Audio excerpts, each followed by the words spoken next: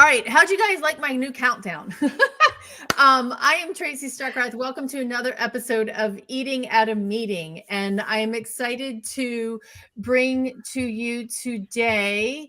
I left my little thing over here. This woman right here, Victoria Zapata. She is the national site manager for Food Rescue USA, and she's the founding site director of the one in Anne Arundel County, Maryland, which I'm so excited about because I grew up there. That's my hometown.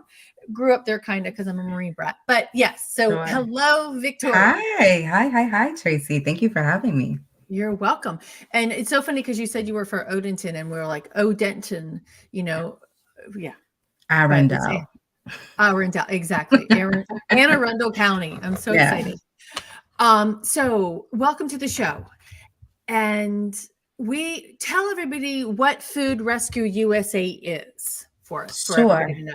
Absolutely. So Food Rescue US, no A, is a software platform, and we are a dual model. So we're looking at the impact on environment, but then we're also looking at connecting fresh food to community. So the software enables us to invite community in to be a part of the process. And we use a direct transfer model to partner that additional food or excess food in communities to those that may be experiencing food insecurity. Okay, so I want to break that down a little bit because you're a software platform that allows me as a member of the community to actually give food to someone else in need. Correct. Or to help us logistically transfer that food. So a lot of times the pantries or other social service agencies, as we call them, because addressing food insecurity lives in more than just a traditional model of food pantry experiences. But oftentimes they lack some infrastructural supports where they don't have enough people on staff or in their volunteer base that can go and grab that food. So imagine being the Uber Eats, if you will, of technology, where we can crowdsource the transportation, provide the logistics to that volunteer, where to pick up the food and where to transport. And then we are working in tandem with existing food recovery or food focused supports already in a community. It's not about recreating the wheel. It's not about necessarily increasing food distribution channels, but helping to empower, elevate, right? And direct resources from within, essentially very community-centric work. That's amazing because there's a lot of times we're like, well, we just don't have the staff to do it, or please don't make me do this. And so you can provide me as a volunteer to come by and do that for them. Right. I also want to say, I think we often don't appreciate how inclusive the platform is. Okay. Right. So it is something for people who may have, I don't know, they might be introverts. Like, I want to give back, not really doing the crowd thing. It's for you. For people who are differently abled. If you're in a wheelchair or you have other mobility challenges, this is still a way for people to get involved in an accessible manner, right? Because however your means of transportation are, whether that's your mom or your dad or even a community shuttle, you can still be a part of food recovery.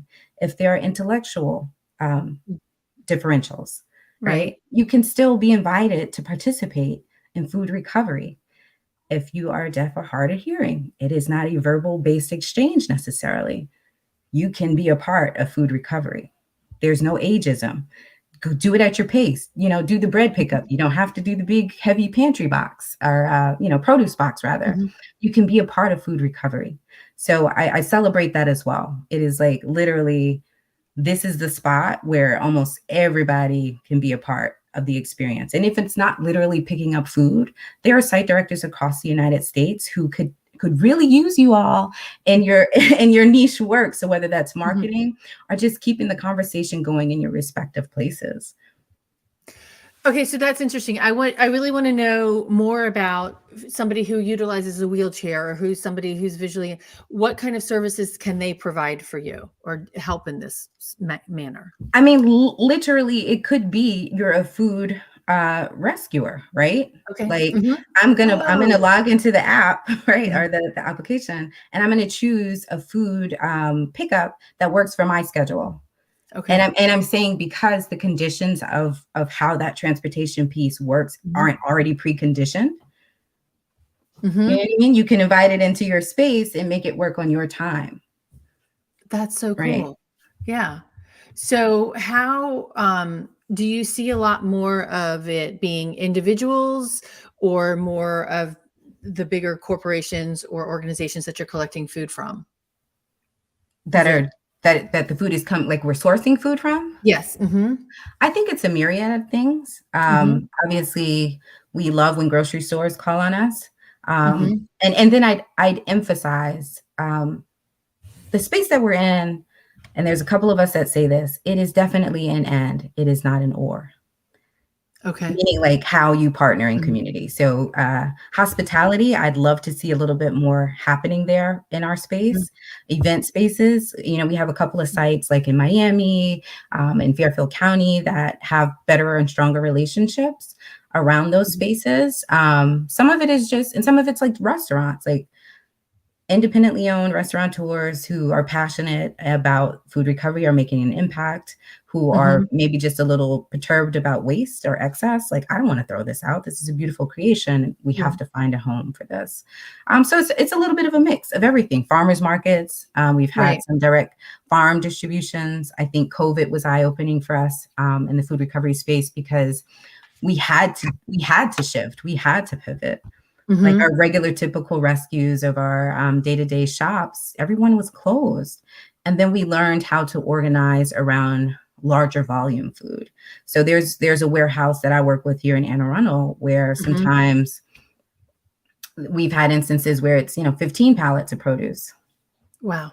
That's not a typical rescue, but because we can garner these intimate relationships that we develop, because that's how we approach it. Like I Mhm. get to learn the organizations that are moving the food, and then you get to understand their capacities so that when this larger volume comes in, I've already got my notes on who to call and how to organize to make that transfer happen.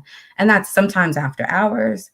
That's sometimes when traditional outlets are closed. So it's going to be Mhm. holidays or weekends. Like this Right. model is very, very fluid by nature and on purpose.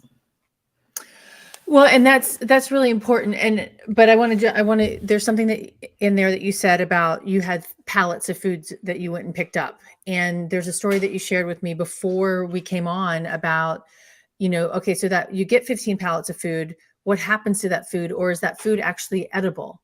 Right? Right. Because Right. I mean, rotten potatoes or rotten carrots, right? So I kind of want to compact. How does that happen? I mean, is it all the food edible and usable, or how do we make sure that it is? In the particular instance with the 15 pallets, the majority Mhm. was fantastic because of the Mhm. nature of their model. It is a high turnover model. So it wasn't so Right. much. It Mhm. was just they do weekly distributions. Here's what, Mhm. what didn't sell.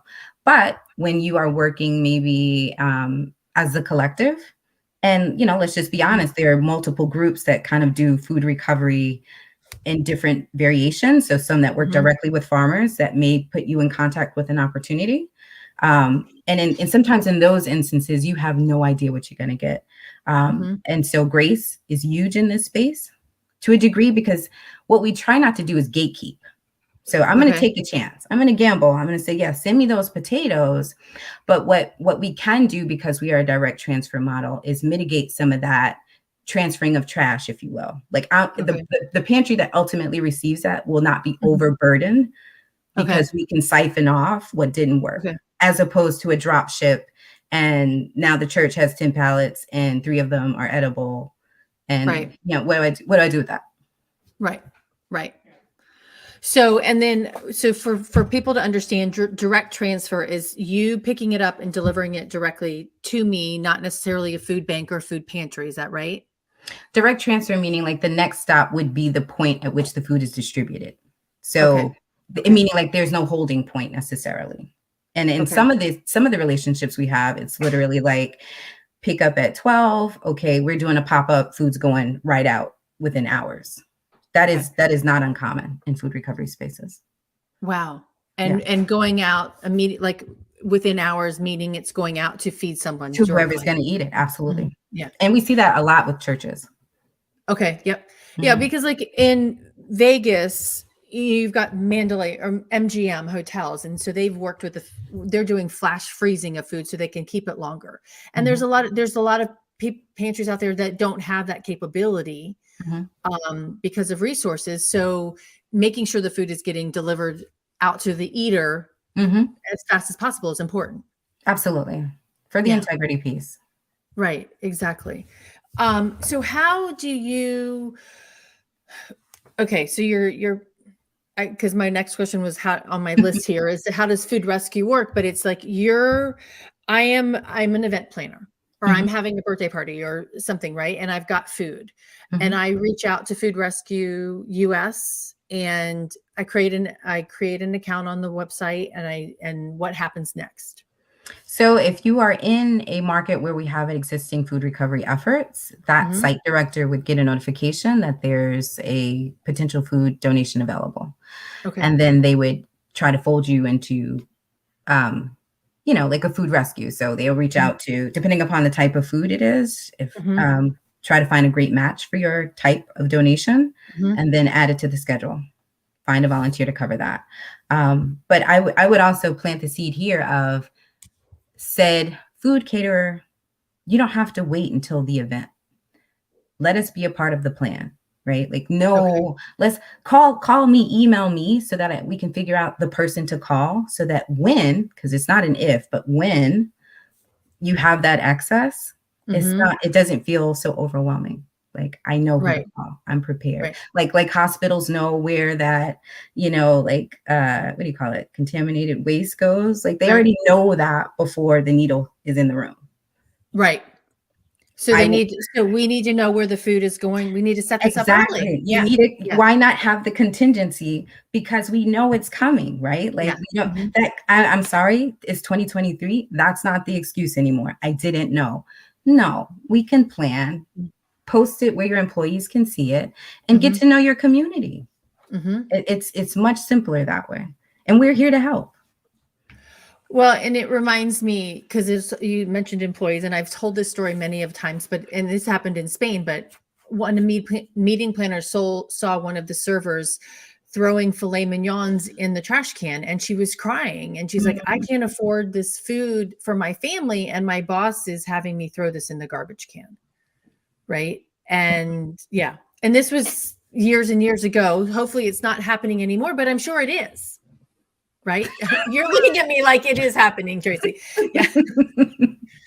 I mean, it is happening. And so, okay, I'm a food safety manager. There's time and temperature control, right? So Yeah. how do you manage that? And what are the steps that a planner, a hotelier needs to do that?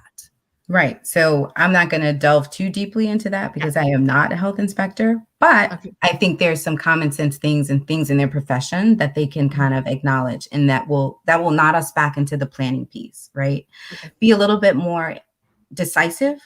Like you have to almost have that intentionality in the space. Like we want Mhm. to be efficient, we want to be sustainable. So I think that triggers conversations or planning around how do we chill this down? Mhm. Let's not open everything, right? Because you Right. can't donate food that's already been served from. But so planning that, like don't open all the trays necessarily, like let them work through that. Let's make sure that again, the chill time is appropriate to whatever is being Mhm. served. And then to your point, there are some grocery stores even or hospitality pieces where they know to freeze it. I know that Right. this soup would last a little longer if I froze it, and that buys me some time to figure out where to take it. So just even Okay. implementing small practices such as that, like how do I increase the probability that this Mhm. will remain safe longer Mhm. so that I can reintroduce it as an asset back into community. Right. Yeah. And I was coming up with other stories that I've heard is like one Sure. hotel's like, please don't make us do this, like to the Mhm, meeting planner. And the meeting planner is like crying in the back, seeing all this food that's just going to mhm. get trashed because the hotel or caterer didn't want to go through the Right, practice of that. right. And And and knowing where to take it. Remember we talked about just being having a plan, that contingency. right, So imagine if the event's over and within 15 minutes you've already made the call. right, So less than an hour it's been mhm, sitting and right, it'll be directly transferred. right. You have And options. exactly. And is there a certain amount? I mean, can it be 5 plates? versus, or I mean, what makes it worth the? So I know we probably will get to the Mhm. amendments to the bill, Emerson. So the Yes. Food Donation Yes. Improvement Act, but Yes. there's some language in there that addresses that, right? So Okay. it's saying now that institutions like hoteliers and caterers can give directly to people in need. So Mm-hmm. you no longer necessarily have to go through that nonprofit intermediary. I can then take that filet mignon and maybe put it in a community fridge. Or I literally can just, I'm passing by this person on my way home. There's now some liability protections that extend to cover that direct person donation from the food space. Okay, so let's go back to that. So, Mhm. so for everybody, for meeting planners, and we've got 12 people listening, and please pipe in here if you've got comments or questions. And so somebody just asked about the liabilities. So we're going to get into that right now, actually. Ah, So beforehand, it was the Bill Emerson Good Samaritan Act, correct. and which came into effect in the 90s. And it said, hey, you can donate food as long as it's time and temperature controlled with Good fade. good faith, right? But everybody said, don't make us do this. But now the Food Donation Improvement Act was signed, approved by Congress and Senate unanimously, right? I think. Mhm. Yes, And it then was unanimous. woohoo, yay. And then and signed and then signed by the president in early January. Correct. Yeah. Yep. All right. So advocate devil just said, what is that legislation? I believed it was passed recently. Yes, it was. And I will Yes. find the link and give it to you. So Victoria, can you explain more of that coming from the food rescue side, and how can we help properties, people with the food, change their mind and say, let us do this instead of Yeah. don't make us do this. Yeah. Yeah. So I think, okay, I'm going to give you real conversation here. So I think Okay. there's a number of things happening, and Mhm. one of them, when it just comes to food recovery or food donations in general, I think there's a decisiveness that needs to exist. Like, if you want to do this and you see the value in doing this, or Mhm. you don't. And I'll give you an example of a dope. You think about the institutions who avoid the donation, but maybe go straight to composting. Are they now putting energy into converting their excess into renewable energy sources, are going that Mhm. direction? It's not right or wrong. It's a choice. Mhm. And, it's an opportunity to sow back into their business potentially. So, but for those that decide that they want to, I think you have to look at how the additional amendments now say, for example, schools. Schools are really, really difficult to get food from. And it's nuanced because of the, like the federal funding and the student body count. But like a shared table concept, there's Mhm. now liability to cover that, because the school can now give directly to community. So all the students that might be in, like, I think in Maryland, we call them Title Ones, Okay. or they might have like social workers, or Mhm. identified needs of student bodies where they know the families are struggling with the food piece, or the teachers that Mhm. keep the granola bars in their desk. Right. We don't have to be so hush and mum about circulating that food that might be in excess in their particular location. And so it's a little bit of this is just enlightenment and spreading the word. Like, did you know? Are you aware that this is now available to you? This is now an option. Mhm. Um, and so just educating people on the amendments that have come through is one way. Mhm. And then the second piece is, and I think what people also don't realize, is how they can step up even in emergency situations. So prior to these amendments, restaurants or food spaces that were like doing like these holiday meals, or Mhm. emergency stuff and giving directly to community, weren't covered, unbeknownst to them, in a lot of situations. And so people fear what they don't know. And then, Right. as opposed to learning more, it's a quick no. Yeah. Yeah. So just Yes. educating them on the possibilities, like, yeah, we're okay. We have a little more space to breathe through this. And then Mhm. we think about, I think there's something in the amendments that say that a small fee now can be charged Mhm. for this donated food. For me, that helps to actualize addressing the disparities in just grocery spaces, or access to grocery spaces. Are we going to see more cooperative type, Mm-hmm. groceries, where if a major chain doesn't want to come into a neighborhood, but the people gather or can figure out the model where we're taking some of this donated produce or food items and we are doing a collaborative market approach to just get food in our neighborhood. That is Mm-hmm. Yeah. amazing. That's Right. amazing. That is amazing. Yeah, because especially in the food deserts, right? I mean, Yeah. if we can set that up in there, then that makes it even easier to It do just that. opens options because, I mean, the Mhm. reality is in the majority of the places, there's no one thing or person that's gonna save these communities. Right. And it's so long as we look at, oh gosh, don't take me to the rabbit hole, Tracy. As long I'm as we look going to the at, like, river. you know what I mean? Like how we can say that grocery stores at the end of the day are businesses and they have to be profitable. I think there is that deep, dark corner that we don't like to talk about, and it is the value of people. Mhm. And so if you don't value the people that live in that particular zip code or space, there's no argument that I can counter to make bringing opportunities to them valid for them. Right. People may Right. not have $10 for a box of strawberries. They might have a dollar. Right. Mhm. They spend the same. They're still consumers. I think we sometimes decide what people's experiences are based upon their means. Right. Yeah.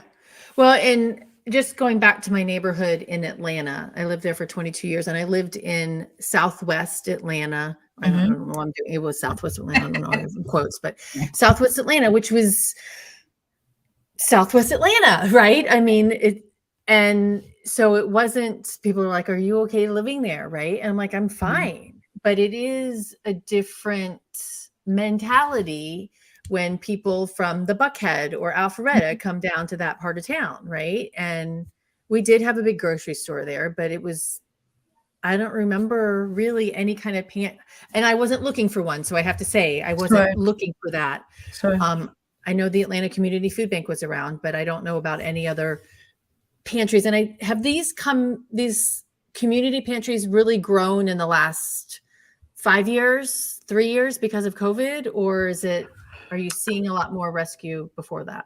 Sure. So I think there's a couple of things happening in that question. First, I don't know that it's necessarily so that there was an activity happening, Mm-hmm.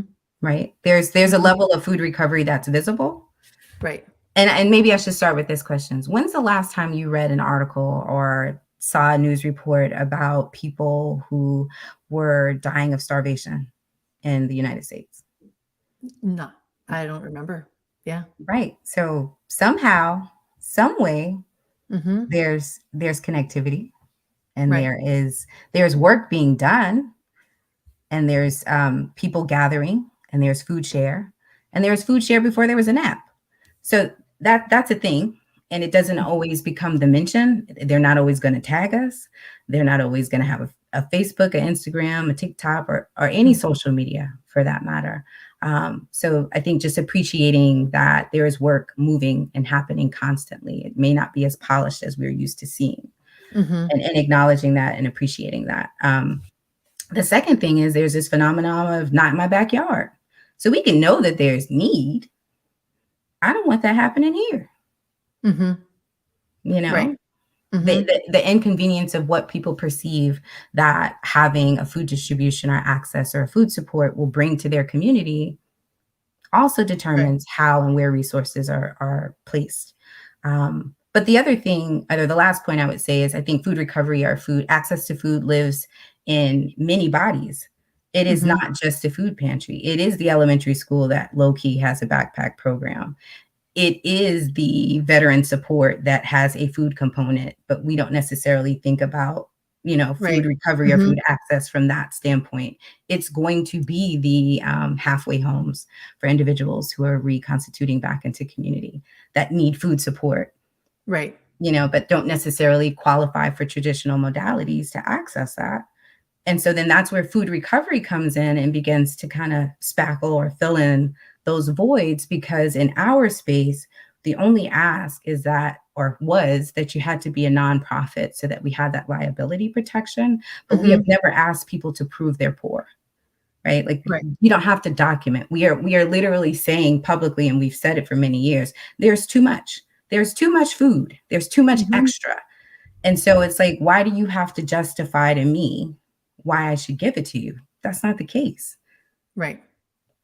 And I think I you know what I mean? Yeah. And hungry people look very different. You Yeah. know, it could be Mhm. the person with a job, a great job, living in the suburbs, but with inflation, or maybe somebody just got sick, they don't qualify for traditional programs because in this country, you almost have to be destitute to get a couple of dollars for the grocery Yeah. store, right? So Mhm. what if I'm that mom? Me and my husband Right. are both employed, but we live near one of these uber fancy grocery stores, and wow, it's tough. Where Mhm. do you go for help? Some of the Right. ones that are affiliated with traditional, like, food bank relationships require additional paperwork. Some of these subsidized programs like TFAP, there's paperwork for that to get the eggs and the milk. And if I don't qualify or I don't have that, where does someone go? They can go to the pantries or organizations that affiliate with us. Right. Yeah. I hope that answers Well, your question because it there's so does. many ways. It does. Well, and you said something before we got on about, the food line at the food banks, right? And Mhm. that's what was shown on there. And I have to say, I mean, I'm an event planner, and when COVID hit, bye-bye my clients, right? I Mm, wasn't so if it wasn't for me living with my parents at the time, because I mean, I was going to be living in Raleigh in an apartment by myself, and I wasn't going to be able to pay my rent. I mm, was, I mean, not that I wasn't going to go out and get a job, but I mean, I would have been one of those people looking for mhm, that food pantry and how mhm. I can help, or what I could eat, right? And Absolutely. then it just breaks my heart that there are thousands, millions of people out there that are having to do that, right? I mean, I thankfully had my parents to to lean on. So, Right. and there's people who don't have that. Right. I think the other thing, since you say that, Tracy, is we talked about just before we hopped on, like kind of sitting in the spaces and letting those initial emotions pass over Right. so that Hmm. you can really understand what you're seeing. So I'll give you another example. We know, like, seniors are a big challenge Hmm. in Yep. community. And a lot of people aren't aware of that. And we're like, oh, they get like Meals on Wheels, or they get like maybe like a voucher for fresh produce. Hmm. But if you sit there long enough, you'll understand how, if that is not connected in this succinct way, it's a miss.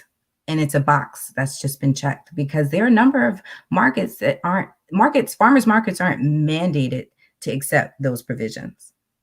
Okay. Yep. Right. So I've seen it personally firsthand. I've seen you walk out, I want to buy this with my, my little coupons. Hmm. And the farmer was like, I don't take that. Hmm. Right. So Yeah. what is, but somewhere there's a report or a post or somebody saying we've spent this million, however many millions or billions of dollars on a program, but who's checking to see if there's actualization of the implementation of that program, Right. if the receiving parties have the choice to Right. participate or not. Right. Well, and then that reminds me, this is back in Atlanta too. And you at the Freedom Farmers Market, they gave little wooden chips. You go up to the Mhm, main tent, you get the wooden chips, and then the farmers, recuperated them with the main tent. But a lot of times too is like, do they even have the capability of cooking the food from the farmers market? I'm like, I'm going to get a fresh green pepper and whatever, and I get this food, or eggs, right? I'm allowed to get eggs, but right. if I don't have the capacity to cook an egg, Mhm. or what to do with a green pepper except for eating it raw, you know, what what good does that actually help me eat as well? So there's that disconnect in that aspect as well. But then that's where food recovery type Mhm. models, because there's no urgency, we don't have deliverables, if you will. Like, Mhm. there's so much intentionality in this space, right? So to your point, I wouldn't take that to a place where people are in transient housing. Right. It's Mhm. not just about moving food because you can move food. Like, stay there a moment, let's make it make sense. Or sometimes they'll take like day old bread to recovery homes. Well, the dental integrity in some of those spaces is not a good fit. Like, Mhm. But so I think we can move at the pace and the speed that allows us to partner food really, really well based on our understanding of our own particular communities. And I think that's what draws me to this That's space. huge. That is what I celebrate in this space. And then being able to go back to that hotel or to that restaurant person, helping them to understand their proximity to a need is paramount, right? Like, you're a part of this. We are doing this together. These Right. are our people. This is our community, and we are uplifting it together. Well, and that reminds me of a story I heard a couple of years ago, and for some people they may have heard this from me before, is that a restaurateur went outside of his restaurant in San Francisco and saw his executive sous chef sleeping in his car, right? And he didn't realize that he didn't have a home, right? Mhm. And so he ended up helping him put him through into a halfway house or wherever to getting him into Mhm. space. But so you don't know what your coworkers are going through. They may look like they're all fine and dandy at work, but you don't know what they're experiencing on the other side And then after 9 that goes back to the plan. Oftentimes we don't ask. right. Like, there's Right. no avenue or no channel or any channel to give them a discreet and a safe place to disclose that. Right. And I think that's also a challenge with donations. We don't understand that culture. Like, how many people are depending on that leftover steak?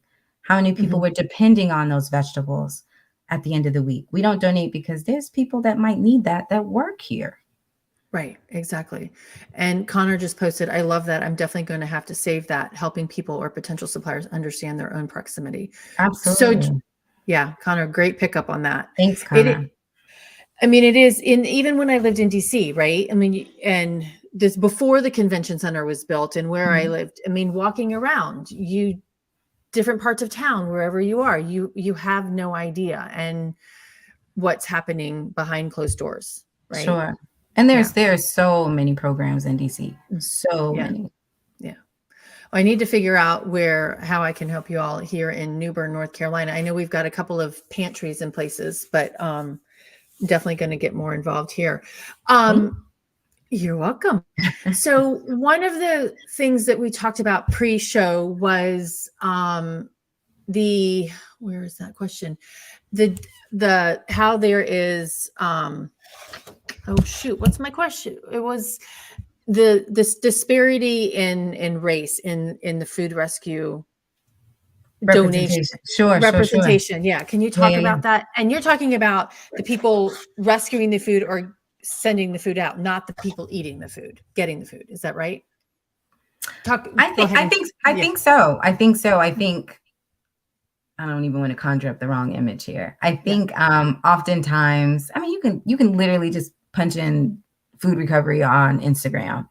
And what are the images you're going to get? Do they look like you or do they look like me? They probably look like you. Of doing the work? They look like no, you. doing the work. No, they look like me. Yes. Right. Correct. That's not true though. That's not accurate. That's not Really? all that's happening. I'm right here. Right. Exactly. I'm Yeah. literally right here. And there are more people like me, and there are people that don't look like us that are doing it. But again, I think there are cultural differentials, right? Like, this is humbling work. This could be sacred work. Like, there are no pictures. We're not going to take a picture. I'm not going to publicize this because there's a humility piece. Like, somebody is literally standing before you, bare, vulnerable, exposing a need, right? These are adult men sometimes, and there's mothers. Like, what is the thought process? What is that experience to their being to literally expose to you, I don't have enough, I cannot provide. And then we think about the mark and the stain that community or society may place on them. And then you decide it for me before you even get to know me, what my circumstances are, who I am as an individual, right? We don't talk about the psychological impacts of being in spaces where you have to reveal very publicly that there is a need, that you don't have enough, or that you might be inefficient and ineffective. And so it's not that the people aren't out there. I mean, if I can be really, really frank, I know that there are situations or instances where people just claim to do the work of others. And because they have the social presence, we don't challenge that. We don't question that. We never ask what was happening in this community before you got there. We don't even ask who those people were. Right. And here in food recovery in our space, we don't claim to be the originators.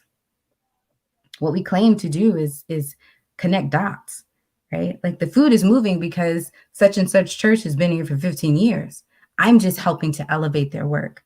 I am helping to create efficiencies in the space so that people can no longer use the excuse of, well, I don't have time to call 20 pantries. You absolutely don't have to. You call one site director who has access to 70, to 50, to 100, right? We'll figure that part out for you. So that excuse is off the table. There are too many food recovery opportunities in organizations like ours that create that efficiency. So that's not it. And so I think also we think about giving the tools to some of these groups that are not necessarily white and female led or white male led, and almost leveraging the playing ground a little bit. Like, this is how you do it. Here's how you collect your data. Here's how you tell your story. Here's the bits of piece of information that your municipalities will invest in, because you can prove you have tracked and a proven record and a storyline of how, where, and when food is moving in community. And that empowers people. And so I hope to see more. I hope to see more diversification in this space, because there are people definitely out there. I just don't think that all of our emails and phone calls are returned the same, quite frankly. No, I agree with that wholeheartedly. All right. So Advocate Devil, what is the role of site directors in your process? I think I would liken it to almost being a broker, right? Like, you're understanding two industries. I'm understanding community, like who is literally handing this food out? What are your abilities? What are your capacities? And then I'm also understanding food space in my respective community. What type of food do you have? How is it available? How is it packaged? What is the frequency? And then you're marrying the two opportunities. And then you're also almost like a little bit of traffic direction too. And then you're also like inviting volunteers to help coordinate, but it's a coordinator and a broker, if you will. Gotcha. All right. So they're asking, because I'm developing a food waste website for pantries and grocery stores to post their need or supply. So, okay. Well, thank you for doing that, because it is. Sure. Yeah. Thank you for doing that, because it's definitely necessary.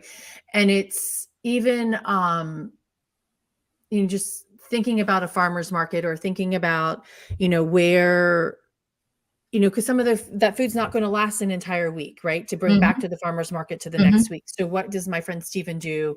Or, how does that manage that? Because you don't want the food to go to waste at all. Right. So Go ahead. No, I don't know. Are you speaking specifically like farmers market models? Yeah. I mean, it's the same plan. It's really not that complicated. You just need a contact. Right. Who can we call when we're done? Food Rescue US. And if I don't have a person, literally that is what I do. If I don't have a person in that city, I have friends in this industry. I have associates. And again, because it's not an either or, I'm happy to call another food recovery agency, whether we have a formal site director in that space or not. We just want to move the food. We don't want to waste the opportunity. And if you're an organization that is unsure, or like you're still doing like Sign Up Genius, or you got Paper Trail, and you're thinking about what's that next step, like Food Recovery US is the platform to help you formalize and to help you scale your food recovery efforts. But as far as farmers markets, it's literally like you can email info@foodrescue.us to get the ball rolling. Just email that, and then we can just place a name in your inbox, so that at the end of because market season is coming up. At the end of said market, you have a go-to person. And we do farmers markets in Connecticut, DC. I do them here in Maryland. It's seeking information and kind of placing it conveniently for everyone to act on. Well, and I think that's going to make it easy for meeting planners as well, for because there's a story that I've shared. It was in an industry publication that she went to a convention center and they're like, well, we don't do that. Right. And so she went out and found a partner in the community that she didn't live in. She was Mhm. bringing her meeting to that city, but having your phone number, your email address Yes. available to say, hey, Victoria, I'm going to XYZ city and I want Yes. to make sure, and especially since the venue is not saying that they do this, but now because she did that, that organization and that convention center Exactly. are working together. Exactly. And that's what Connectivity. your goal is. Yeah. Relationship, just Yeah. helping people literally can be sometimes not even 2 miles away. You didn't even know. They're Right. right there. Right. It works. And the other thing I think that we underappreciate in this space is because we almost have, oh, I'm going to tell my age, a Rolodex of contacts. Like it doesn't stop, right? Like if Mm-hmm. one group can't make it in that day, we have the ability to shift. I have 2 Right. other pantries I'm going to vet because the food's going to move regardless. So it's not Mm-hmm. contingent upon the who, Right. right? Yeah. I And don't that's remember promising. that is very promising. And I remember doing that at an event in Atlanta, like 5 or 6 years ago, or longer than that. But, we called, hey, we've got 15 dinners left, right? Can Mhm, somebody come pick them up?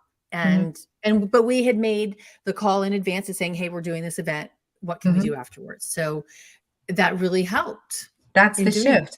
And then Right. also sharing amongst your group. So Tracy, like if you have like event planner friends, Hmm. help them, empower them to know that they have choices. And then Hmm. also give us a little credibility thumbs up, right? Because if Yeah. you it's different coming from you than coming from me. Like I'm not Right. selling anything. I'm just hoping to let people know that there are options Hmm. and that it's not complicated. Right. It's not. It doesn't have to be. Exactly. All right. And so Lisa on Facebook said, love it. And she's also the one that asked about the liability of the service. And it again, Lisa, it's making sure that we've got the proper channels in place up front, right? Right. And that you're doing it following the time and temperature control that you need to do. And because, as Victoria said, we can't donate what was on the buffet, right? Mm-mm. But we can donate what's in the back of the house. Exactly. Yeah. Yeah. Yeah. And Yeah. if it's not going to be reused for a meal tomorrow morning, right? Yeah. Right. Yeah. Right, right, right. Okay. So I think you've kind of brought it up a little bit, and we're at 42 minutes here. So, but a question that I asked you beforehand is, what do you wish people knew about what you do? And you said it a little bit, but like the intimacy of this, Mm, right? Can yeah, you explain that a little bit more? right. So it is literally developing relationships in community so that we understand who is impacted. Like there's a who in our work. It's not just data, it's not just pounds. There's a who. Hmm. So we put the people back in the work. It Right. matters. There's cultural relevance, there's nuance, but we can stay in the space long enough to do something about it. Right. Yeah. And the other thing I would say, actually the other elephant that I would say if you ask me that question is it's not free. Hmm. It's not free. A lot No. of times you'll see programs, free food boxes. It's not free. Somebody had a grant for that. Somebody else paid for it. The person receiving it isn't paying, but it's not free. And I think that is a huge disservice to the nonprofit space or in food recovery. The farmer may be willing to give the food, but somebody's got to pay to transport. Hmm. Right. Yep. That's not free. No. So, keep that in the back of your mind a little bit. Or when we have to when organizations have to take a catered, sheet pan, full pan, and now I got to portion this to family size. Who's paying Hmm. for those pans? Right. Yep. It's not free. No. Or you want There. full-time staff to keep an eye on this. Yeah. For the donors that don't want to do administrative stuff or the Right. software itself. They're just little pieces, or that food that comes from, I'm going to get in trouble for saying this, from a food bank, and sometimes it's not free.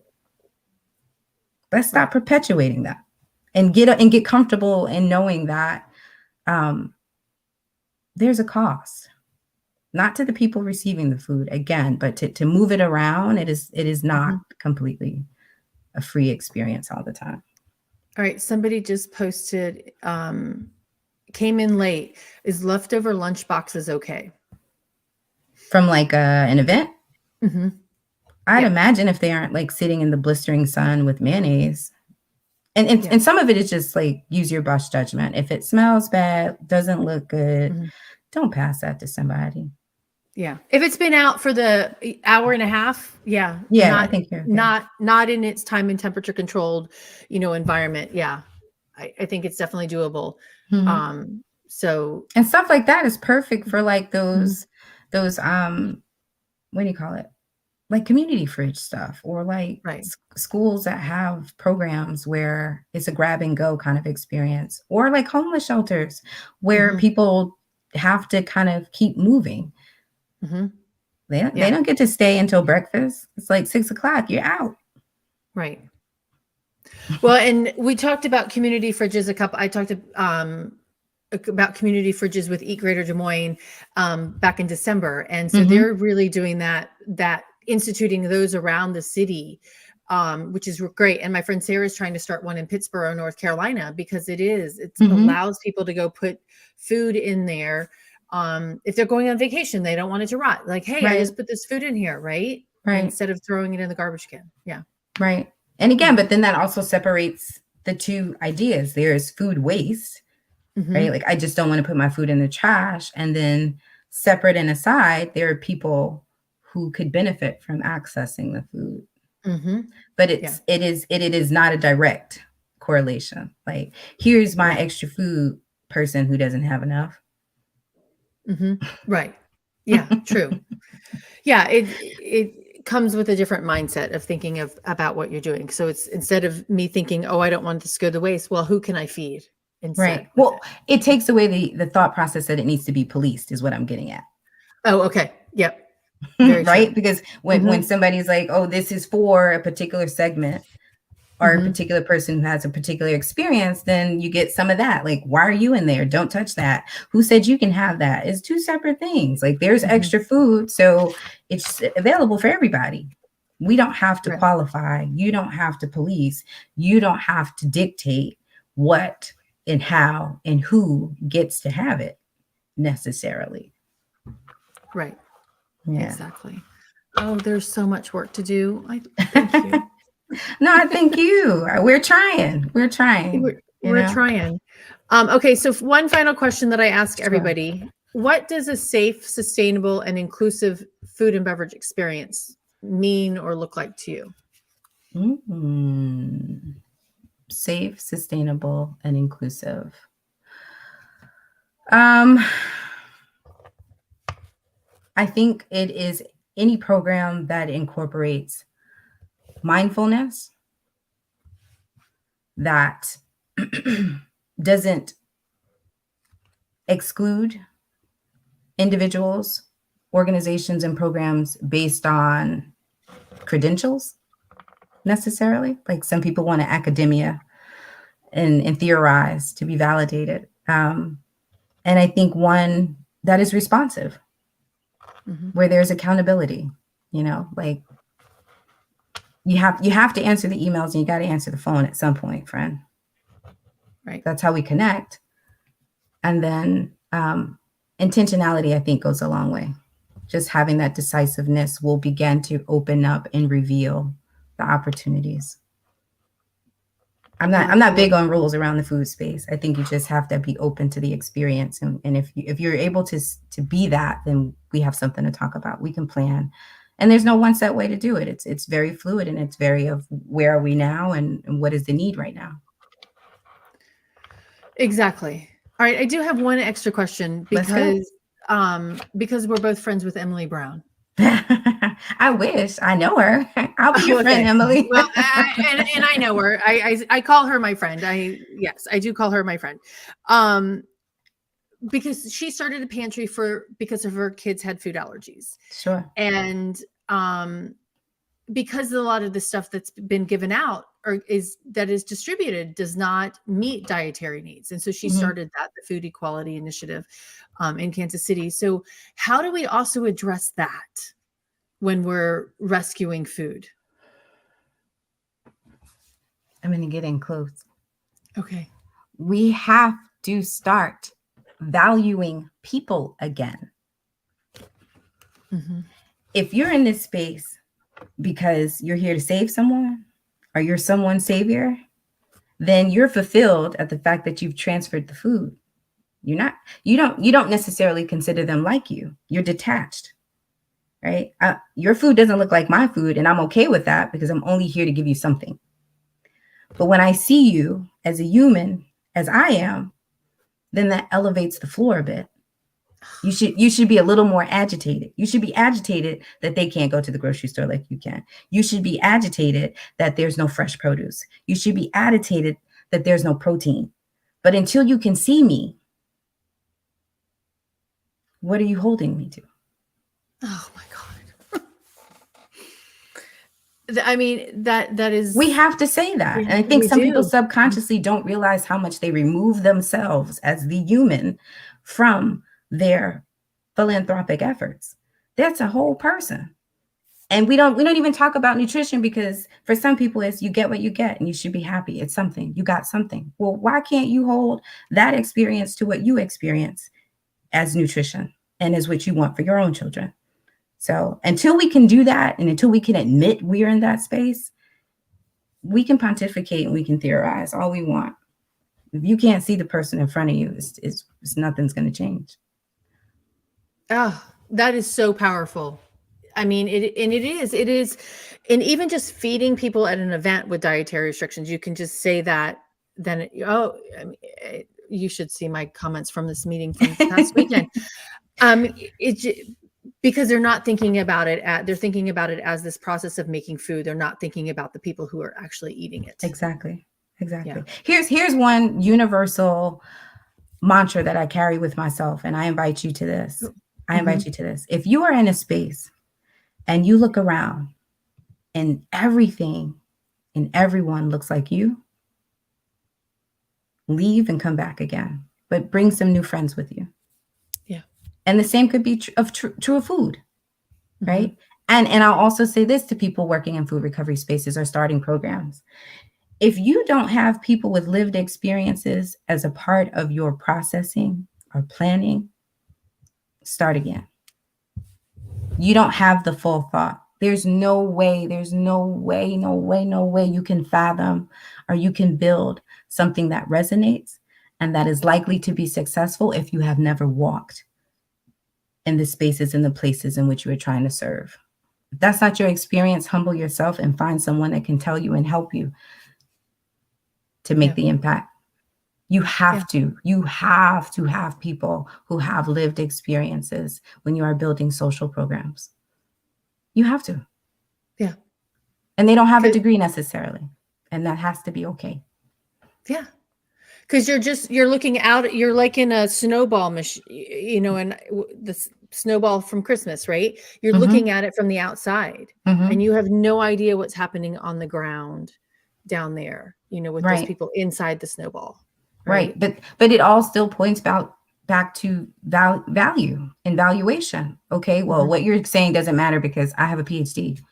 I have my doctorate. Yeah.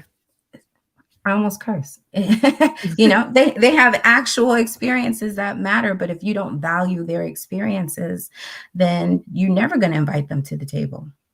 Or if you can capitalize on that, like that's the other reality, right? I don't want you to come to the podium. I want to write the grant. I want to go. I'm going to get to the grant before you will. Ha ha. Yeah. Ooh, that felt dirty, but I said it anyway. But that's the reality.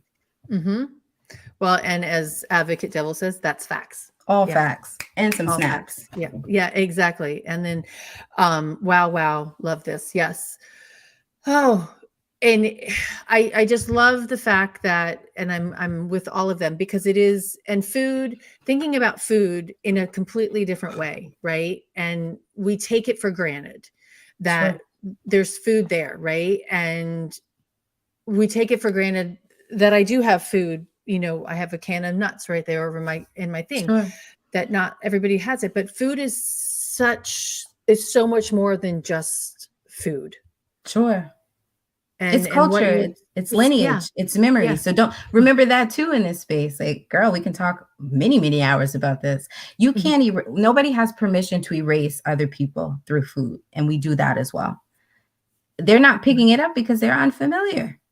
I don't know what peanut butter and jelly is. That is a thing. Not everybody eats peanut butter and jelly. Not everybody eats spaghetti. Mm-hmm. Because he's creating an app too. It's fundamental in the universe, in user experience and product design pillars, 100%. And we can go in so many different directions with that as well. Absolutely. But it is, yeah. Cool. Because we don't. Okay. Oh my gosh, talking 55 minutes and we could talk forever. I am coming to DC the beginning of next month, so I'm going to come up early and come see you. I love that. Please do. Yes, I will take you up on that. Okay, sure. cool. Okay, so everyone, this is Victoria Zapata. She is with Food Rescue US. You can find her at foodrescue.us and all the social platforms as well. I can actually post all of those into the chat for everybody, so you know how to get a hold of them. But follow them. If you're a meeting planner, connect with them. Make sure that you're connected with them before you're planning a part. Oh, and somebody just said we need a part 2. Okay, yes, we will follow up on that as well. Sure. But definitely reach out to them. Make sure that you've got them in your plan when you're planning a meeting, no matter where you're planning a meeting. That's right. Yeah. Yeah. We'll get ahead of this. Thank you all. Thank you so much, Tracy. This was super dope. Likewise, Victoria, thank you so much for your time. I've got to figure out how to take that off. There we go. Until next time, stay safe and eat well, and we will see you next week. Have a great weekend or week. Thanks. Bye. Thank you.